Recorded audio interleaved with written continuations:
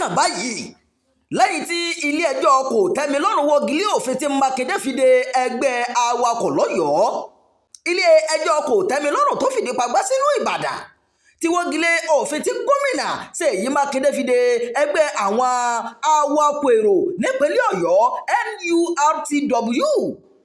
Ilé-ẹjọ́ ní ìgbésẹ̀ náà tàbùkù sí òfin orílẹ̀-èdè Nàìjíríà o. Gómìnà Mákindé gbé ìgbésẹ̀ yìí lọ́jọ́ 21 ọdún 2019 lẹ́yìn tó fẹ̀sùn kan ẹgbẹ́ awakọ̀ pé wọ́n ń da omi àlàáfíà rú nílùú Ìbàdàn tí ìjọba sì gba àkóso gbogbo ibùdókọ̀ káàkiri ìpínlẹ̀ Ọ̀yọ́. Ìgbésẹ̀ yìí ni kò dùn mọ́ àjọ náà nínú o, tí wọ́n sì mórí lé ilé-ẹjọ́ ní ọjọ́ 19 oṣù keje tí wọ́n sì ń pè fún pé kí ilé-ẹjọ́ wọ́gilé ìgbésẹ̀ ìjọba ìpínlẹ̀ Ọ̀yọ́ o. Ẹ̀wẹ̀, ilé-ẹjọ́ gíga ti kọ́kọ́ yí ẹjọ́ náà dànù lọ́jọ́ 23 ọdún 2022 tó sì ní ẹjọ́ náà kò fẹsẹ̀ múlẹ̀ o. Àjọ awakọ̀ nípínlẹ̀ Ọ̀yọ́ NURTW pẹ̀lú agbẹjọ́rò wọn Fẹ́mi Fálànà SAN kọrí sí ilé-ẹjọ́ kòtẹ́milọ́rùn lọ́jọ́ 22 oṣù kẹrin tí wọ́n sì jiyàn pé ìjọba ìpínlẹ̀ Ọ̀yọ́ kò ní àṣẹ lábẹ́ òfin láti fòfin de àjọ awa ọkọ̀ nípínlẹ̀ Ọ̀yọ́ o. Pàápàá jùlọ ó tàpá sí òfin ilẹ̀ Nàìjíríà. Ẹ̀wẹ̀, agbẹjọ́rò àgbà fún ìpínlẹ̀ Ọ̀yọ́ Abíọ́dún Àìkọ́mọ jiyàn pé ìjọba ìpínlẹ̀ Ọ̀yọ́ gbé ìgbésẹ̀ yìí nítorí pé àjọ NURTW wà lára ìṣòro àlàáfíà nípínlẹ̀ Ọ̀yọ́ o. Nínú ìdájọ́ ẹlẹ́ni mẹ́ta tí adájọ́ Kenneth Amadi léwájú fún dájọ́ pé ìjọba ìpínlẹ̀ Ọ̀yọ́ kọ̀ láti fi ẹ̀rí sílẹ̀ láti gbé ẹjọ́ wọn lẹ́yìn o ìdí tí wọ́n fi òfin de àjọ NURTW nípínlẹ̀ Ọ̀yọ́. Wọ́n wọ́gilé fífi òfin de iṣẹ́ NURTW nípínlẹ̀ Ọ̀yọ́. Bákan náà ni mo tún wọ́gilé ìdájọ́ ilé-ẹjọ́ kéékèèké èyí hùn adájọ́ Amadi ló ṣàlàyé bẹ́ẹ̀. Adájọ́ George Will ti ìdájọ́ náà lẹ́yìn tó sì bu ẹnu àtẹ́lu ọ̀nà tí ìjọba ìpínlẹ̀ Ọ̀yọ́ gbà lórí ọ̀rọ̀ náà o. Ó fi kún pé bó tilẹ̀ jẹ́ pé ìjọba ìpínlẹ̀ Ọ̀yọ́ ní àṣẹ láti rí i pé òfin fẹsẹ̀ múlẹ̀, àmọ́ o wọ́n gbọ́dọ̀ ṣe é nílànà òfin eléyìí tí orílẹ̀-èdè gbé kalẹ̀.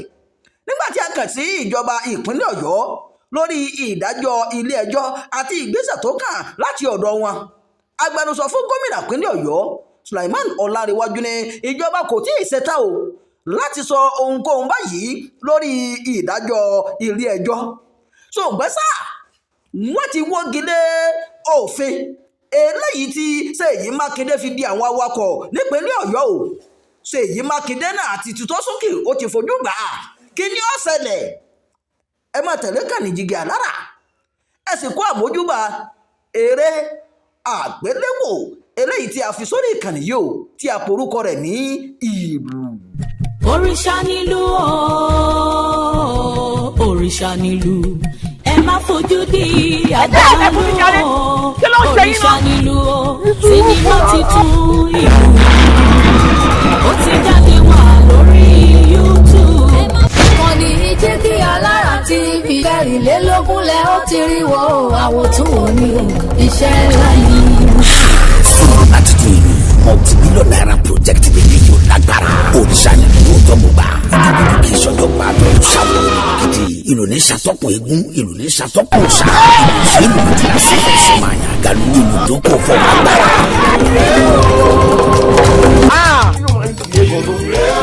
O lè jẹ́ láì ṣe pé fún yọ̀ ni. Wọ́n ló dúró lóko.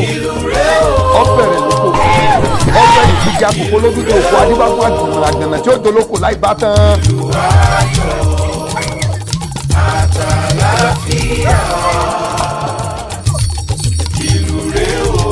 Ìlú agbára gba sinimá tó gbà padà búyọ̀ tó gbà padà gbà.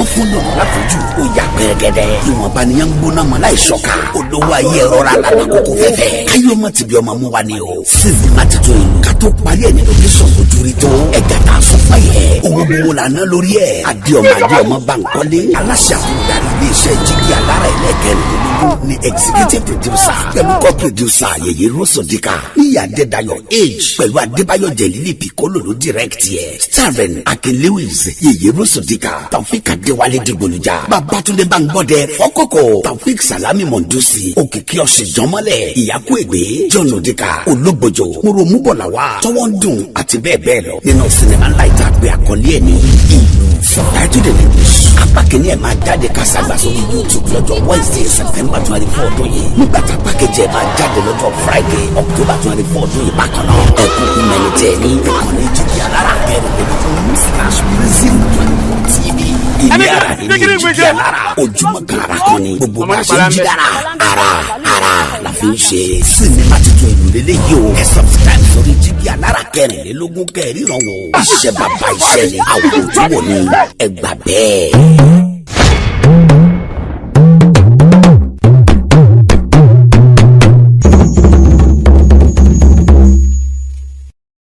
amóhùnmáwòrán kan àtàtà tí aráyé gbọ́. Jígí Alára TV ni wọ́n sọ.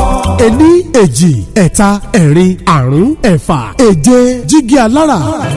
Sinimá méje tó lóyin ládùn. Sinimá titun méje la gbé jáde.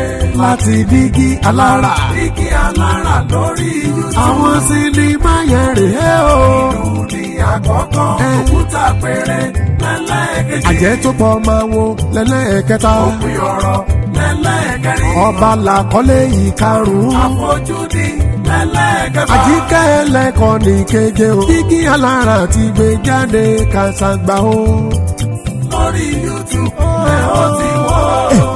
Àwọn akọkọlùkọ lóyin ládùn rọ wọn pàtòkè tilẹ̀ sinimá méje tá a gbé jáde rèé látọwọ́ Jígí Alára lórí YouTube ìlú làkọ́lé alákọ̀ọ́kọ́ Jígí Alára àti Rose Odika ní co-producer òkúta àpèrè lẹ́lẹ́ẹ̀kejì Jígí Alára gangan fúnra ẹ̀ ló producer àjẹ́ tó pamọ́ àwo lẹ́lẹ́ẹ̀kẹta Jígí Alára àti Lélowówà ní co-producer òpin ọ̀rọ̀ lẹ́lẹ́ẹ̀kẹrin Fatai Karim àti Jígí Alára ló jọ producer ọba lẹ́lẹ́ẹ̀karùn-ún Tampan Ìdó local government àti Jígí Alára ló jọ pawọ́pọ̀ láti ṣe àfojúdi lẹ́lẹ́ẹ̀kẹfà Lateef Quadri àti Jígí Alára ní co-producer àti ẹ̀ náà Àjíkẹ́ Ẹlẹ́kọ̀ ní sinimá ẹlẹ́ẹ̀keje Unity Caucus àti Jígí Alára ní co-producer àwọn Nollywood superstars ló kópa nínú àwọn sinimá yìí ẹ máa gbádùn gbogbo àwọn sinimá méjèèje ìlú òkúta àpèrè àjẹtùpọ̀máwo òpin ọ̀rọ̀ ọba àfojúdi Àjíkẹ́ Ẹlẹ́kọ̀ àwọn sinimá méjèèje yìí ní kẹ́ ló máa wò lórí YouTube tó jẹ́ ti Jígí Alára Adéọmọdé ní executive producer àwọn sinimá wọ̀nyí kò sí àṣàdànù ń bẹ o ẹ kú ti mọ̀ pé gbogbo àwọn sinimá wa ló máa ń stand out yàtọ̀ Jígí Alára ní kẹ́ subscribe sí o ẹ download ẹ share ẹ like ẹ tẹ́ ẹ bá ti ń wo gbogbo ẹ̀ lẹ́ ó gbà wípé ó kọjá àfẹnuròyìn Jígí Alára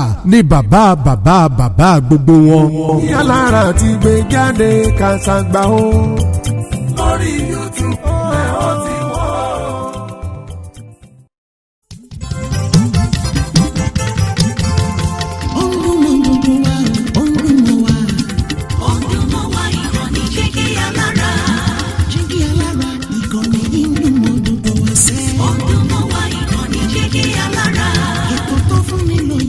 Ètò tó wà ní lọ́yẹ̀ wà ń bẹ̀. Ọdún mọ́ wá ìkànnì Jígí Alára. Ìròyìn lóríṣiríṣi tàbí mọ bó ṣe ń lọ láwùjọ.